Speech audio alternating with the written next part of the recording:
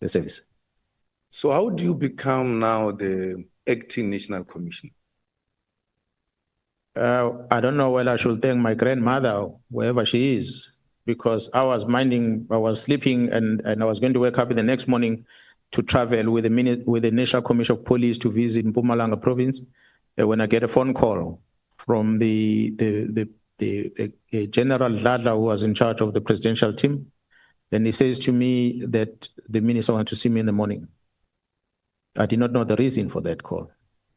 I then had to phone the chief of staff at the office, actually spokesperson of the Minister of Police at the time, who was a spokesperson. That general was a spokesperson of the National Commission, General Cele, because he was the National Commission of the Police. I phoned her and I told her, say, we're supposed to be traveling in the morning with a police jet to Mpumalanga. I've been called by the minister, so I'm no longer traveling. I don't know what he wants. But ordinarily, because I'm from the Special Task Force at the time, and I'm in charge of the component that deals with Special Task Force and all these high-risk operations. From time to time, if the presidential team have got some risks that they've identified somewhere, they always call on us to come and provide that technical support on them. I thought maybe there's something that might be a threat, either with the president team or somewhere that the minister wanted to talk about. I arrive in his house and he says to me, the president wanted to see me, so I must go and meet the president. I went to the president, and the president says, I've now taken a decision to appoint you as the acting national commissioner because we are suspending General Cele based on that procurement of that building in Pretoria. So it came as a shock, and that was that. That's how I was appointed. Who's the president at that time? President Zuma. Who's the minister? Minister Mkp, Nathi Mkp, the late. And then how do you leave that position of acting? And ceremoniously so, because I was frustrated with the role that the minister was playing over Mdluli over time. And I felt that I cannot be able to work within the political space in this fashion. If this is how the people operate or occupying these positions supposed to interact with executive authority, I'm not willing to take instructions of this nature because they are not right. They are wrong. They are encroaching into the management responsibility of the police commission, of the national commissioner. Maybe I must talk about the experience that also I had learned prior to that. Mdluli is the only general in the South African Police Service that was ever appointed by the panel of ministers in the history since we started in 95 to date. I said the Act only allows a minister to appoint a national head, nobody else.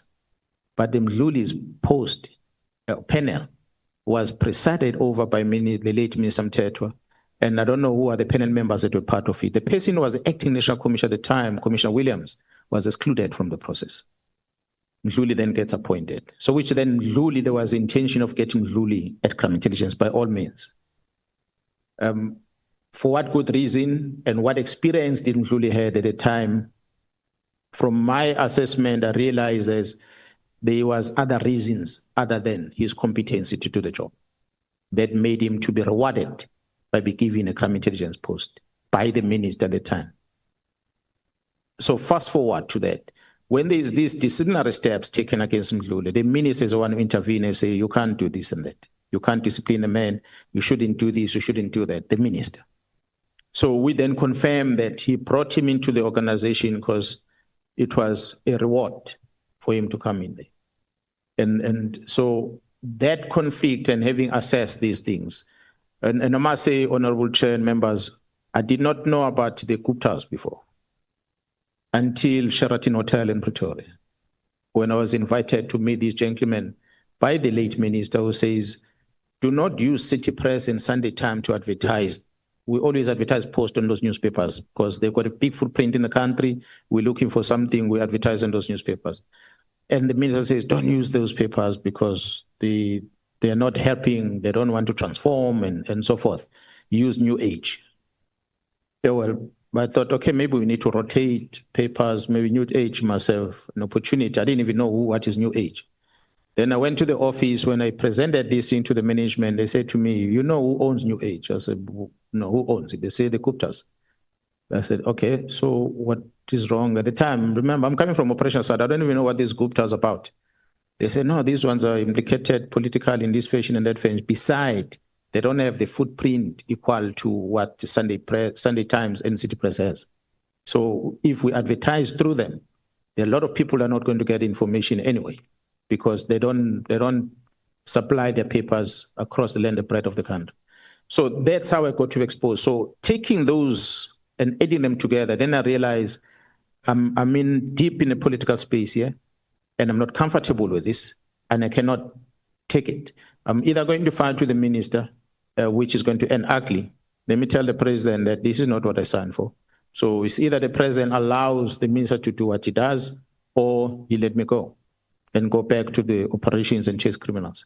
So that's how the president decided he's going to bring someone, and then Jarpiacha came. And indeed, I went to sit at home for a year without doing anything. Now, when the minister communicates to you not to continue with cases against Mdluli, how does he do that? Does he write a letter? Does he call a meeting? How does he communicate that? Please stop cases against Mdluli.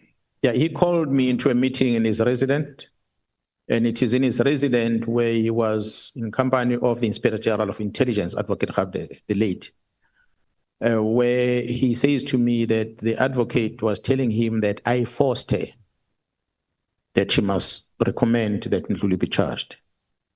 That's where we had a debate, because I did not force her. And I told the minister, if you want me to do what you say I must do, put it in black and white. And they did not want to put in black and white. Instead, he instructed the Inspector General to put it in black and white, so that I use the Inspector General's recommendations for me not to charge Mdluli. That is on a disciplinary part. But on the criminal part, it was not the minister directly, but it was Advocate Mkp from the NPA. I hope the members have got Advocate Bredenbach, who's an MP here, who's a member of this committee. Perhaps she must come and sit here and talk to ad hoc committee and explain what was her role on that case, because I understand that she was the one who was holding that criminal case against Mdluli, where she was instructed, from what I was told, to withdraw that case from court. That had already said. So why did she then comply with that instruction? I have no clue. Now, when you communicate to the president that we're engaged in some illegal activity which I didn't sign up for, how do you communicate that to the president? Because the president would have ordinarily asked for something in a written form. What did they say to you? Or did you write to the president? How did you communicate this to the president, that there's something going on, which is not up to what we are expected to do as police? It is unfortunate that I did not write to him. I went there in person. So I had a one-on-one engagement with the president about it. And you're correct, honorable member, would have expected the president to conduct some investigation on this thing.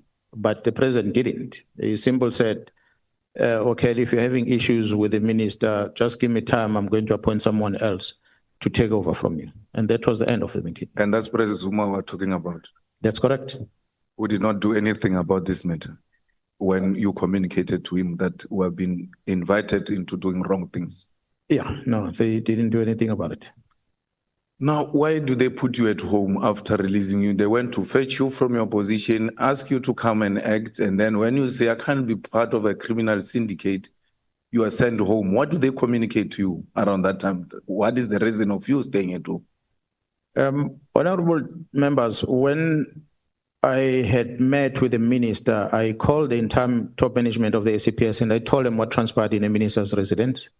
And I told them that they must prepare themselves, that they are all going to be fired and they're going to be victimized, because whoever is going to come in is going to come with a mandate that perhaps will say they must get rid of everyone. Some of the senior managers took me serious, others did not take me serious. But because I was prepared for that, indeed that will happen. Maybe Gerald Pierre must come here and explain why she did not allocate me a post for that long and allow me to sit at home and draw a salary every month. See, she will have to come and explain that, because she was the boss. She's the one who's going to have to come and explain that despite my experience, as I've displayed here, that she will choose to appoint junior people to go and act in positions that they did not have much of experience of, whereas I'm sitting at home. There was a person who was a non-trained police officer. With respect, she joined the police and she's heading our training currently. She was deployed as a head of crime intelligence at one stage by Jorapia. Will I be correct that you were actually being punished for being disciplined? I believe so. I believe so, Honorable Member, because it did not only end there. It was not only about sitting at home. It was sitting at home and state security, crime intelligence, deploy counterintelligence against Mkhwanazi, against Khumalo, against Masimolo. So we were not just kept at home, but we were being monitored 24/7. General, you know, you speak interestingly about 2011, especially in relation to crime intelligence. What was happening in 2011? Because some of us for sure were very young, we can't remember properly. What was happening in 2011? Because you keep on referring to 2011, and we're trying to imagine what really happened in the crime intelligence in 2011, which you see it now and gives you those flashbacks of what happened in 2011. I said, all members, I wouldn't want us to maybe go too deep back, but many things were pronounced, ventilated at the Zondo Commission about intelligence, things that were happening. I will invite you to go and read that report again. But at crime intelligence at the time, what was dominating the media space was the looting of the secret fund account in such a manner that it ended up getting a name of slush fund. Majority of the citizens know it as slush fund. It's not a slush fund. It's a secret service account. But because it was misused to that extent, it then became a slush fund. That's what was dominating the media space in 2011 when I came in, which was a sore point within crime intelligence. But I'll also invite you to go and check my YouTube at that time where I said, when you speak on the phone, you must first greet General Mdluli before you speak to the person you're speaking about, because they were known for illegal interceptions at that time. Am I correct? Yeah, that's correct. That's correct. That's why General Cele himself, as initial commissioner at that time, fell victim of the same thing.